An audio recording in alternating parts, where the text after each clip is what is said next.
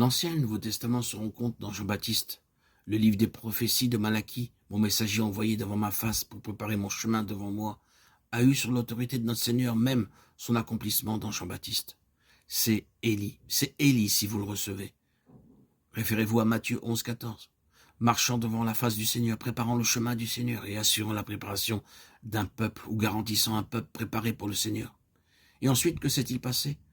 Dans l'évangile de Marc, Jésus a commencé à paraître à l'âge de 30 ans.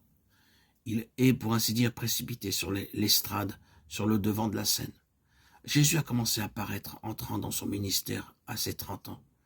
C'était l'âge auquel le Lévite commençait son ministère.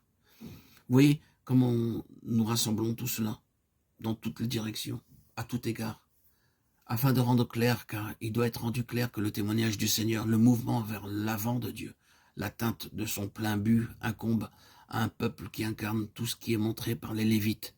Bien, si nous avons saisi cet arrière-plan, nous pouvons continuer. Un peuple sanctifié pour le Seigneur, mis à part pour lui, appartenant entièrement au Seigneur. Et là, la chose que le Lévite ou les Lévites représentent en tout temps. Et alors que la grande partie des enfants de Dieu, qui est le peuple du Seigneur, n'est pas ainsi, il ne peut pas avancer avant d'obtenir des personnes telles que les Lévites au sein de son peuple.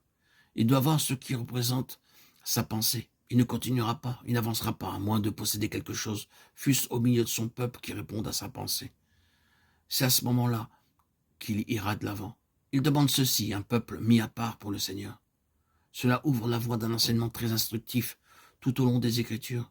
Cela nous introduit dans toute cette course de Dieu, réagissant aux situations par le moyen du Lévite ou par le principe du Lévite. Vous avez noté la première fois qu'ils apparurent ainsi que nous l'avons lu dans Exode 32. Regardez ce qui s'était passé.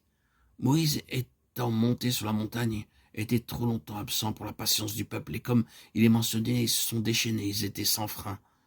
De toute évidence, sous le conseil ou les instructions d'Aaron, ils ont fabriqué un veau. En quoi? En quel métal? Le veau d'or.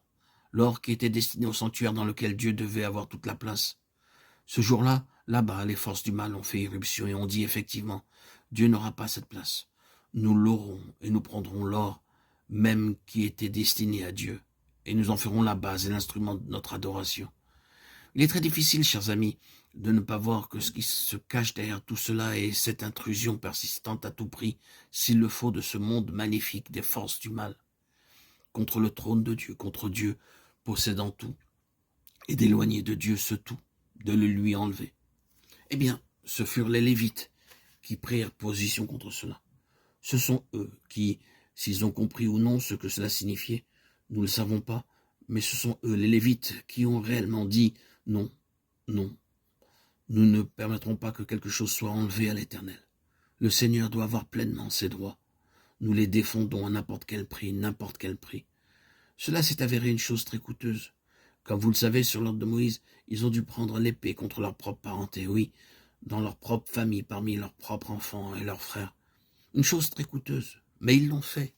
À l'évidence, ils ont vraiment vu la gravité de cette intrusion du malin et des forces du mal. Que cela impliquait, cette touche de corruption.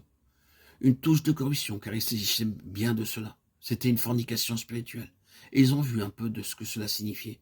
Et à ce moment-là, tous les fils de Lévi ont répondu à cela non, de manière certaine et absolue, non. Ce jour-là, Dieu fit une alliance avec Lévi. Plus tard, il prit la tribu de Lévi et les mit à part comme ministre du sanctuaire, pour être en relation étroite avec lui, en rapport avec tout son dessein dans son peuple.